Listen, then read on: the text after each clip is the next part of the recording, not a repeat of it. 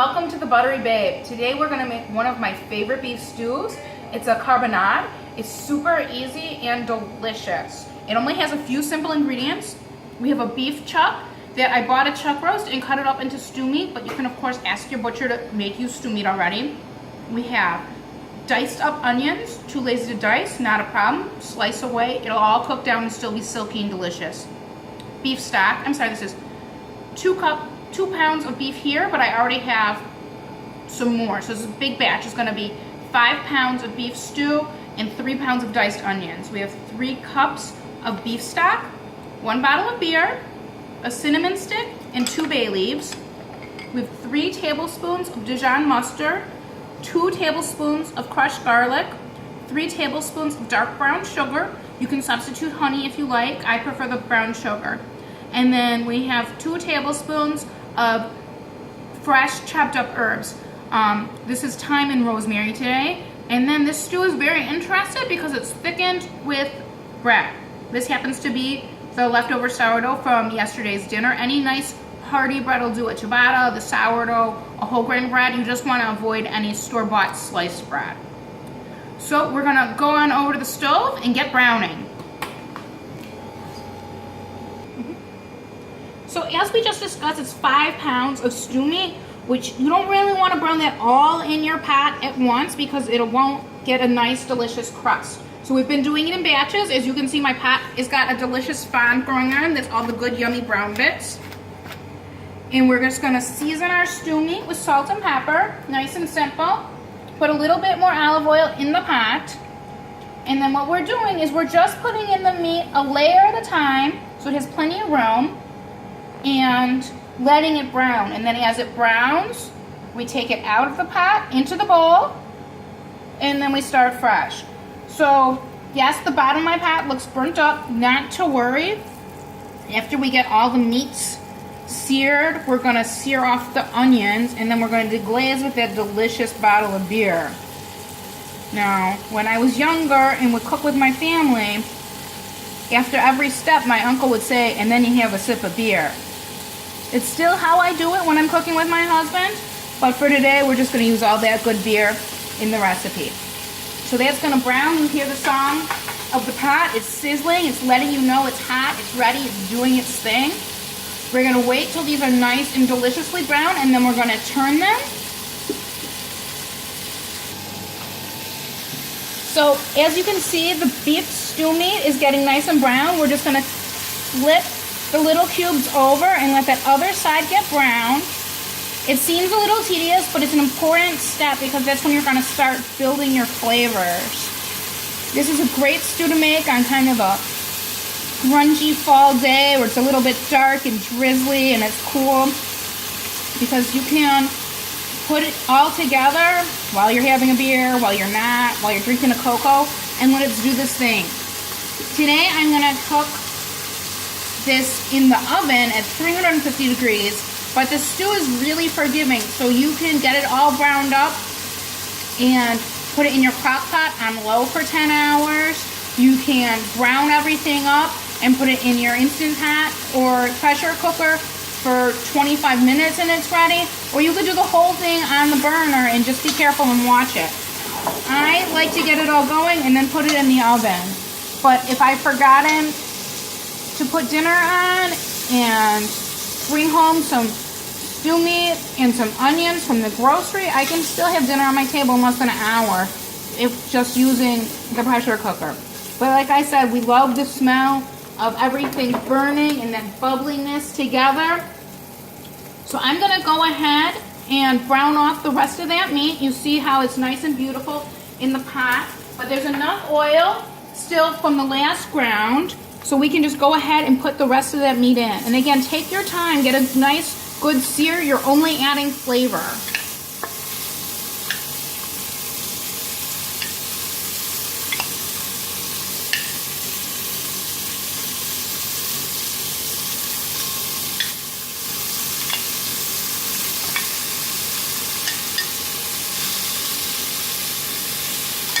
Last batch is probably an extra piece or 2 in there than shouldn't be, but that's okay.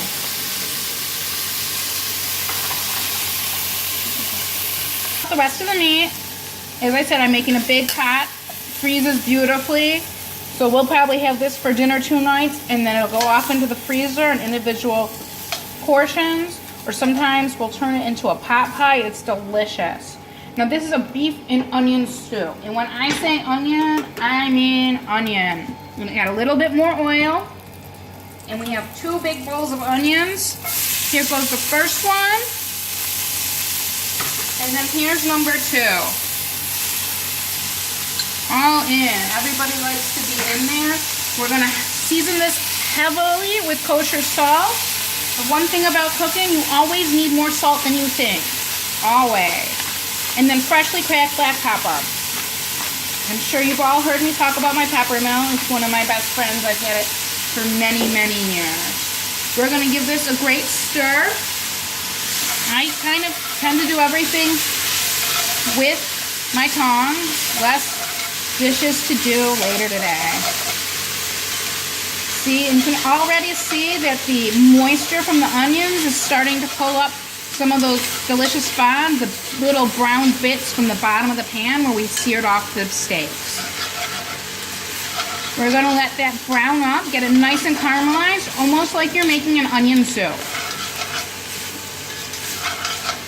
You'll be interested that this is one of the few recipes that the Buttery Babe makes without any butter. It really doesn't need it. If you'd rather use butter than olive oil to brown it, that's fine. Sometimes I have extra beef fat laying around from a roast that I'll have trimmed. I'll use that. People have been known to use bacon. I like olive oil for this one. It's just the way we go. That's gonna caramelize. It'll take about 10 minutes to get good and dark and brown. So our onions have cooked down. They're getting a beautiful, beautiful golden brown. Just delicious. Now we're gonna add in our seasonings. So the seasonings on this are kind of fun. They're a little bit different if you haven't made a carbonade before. We're gonna start with 2 tablespoons of garlic. In it goes. Mix that around. When the garlic starts to smell good, you know you're ready to bring in your next ingredient. We don't put it in when we start to cook the onions because the garlic is so naturally sweet, it'll burn, and that will not be delicious. So that's all stirred in. Now we're gonna add our herbs. This is 2 tablespoons of fresh herbs, and that's rosemary and thyme today. Some people use all thyme, but we had a lot of rosemary in the garden. So rosemary and thyme today. And again, just give that a stir till it smells good. Then we're gonna add the brown sugar in. I like to sprinkle it, mostly because I like how it feels going through my fingers. How fun is that? Fun and delicious. Stir that in. Little piece flew out, that's okay. And then it gets the Dijon mustard.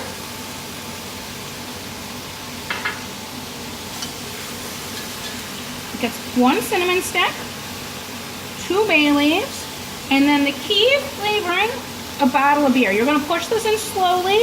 It's kind of like an awesome science experiment. Look at it go.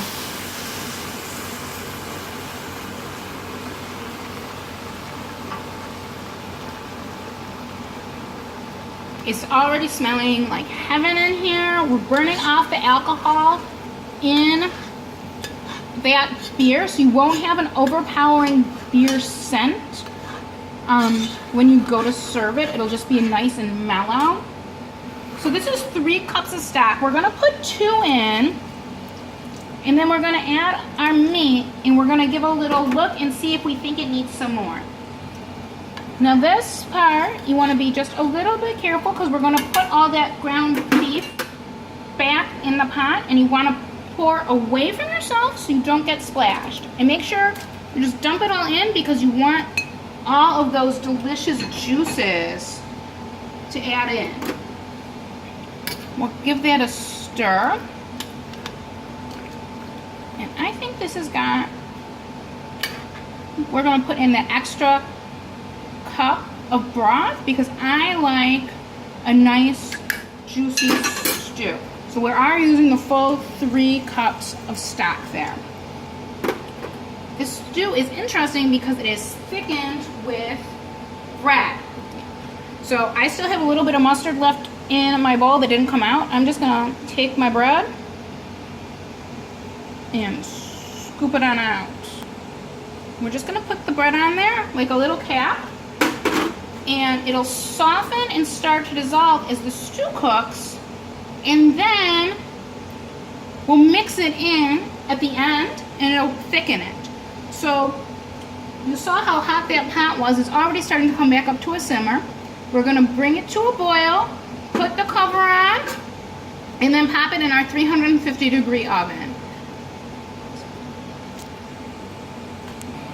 Our stew's been in the oven at 350 for about 2 hours, just a little bit less. Let's open it up and see what it's looking like.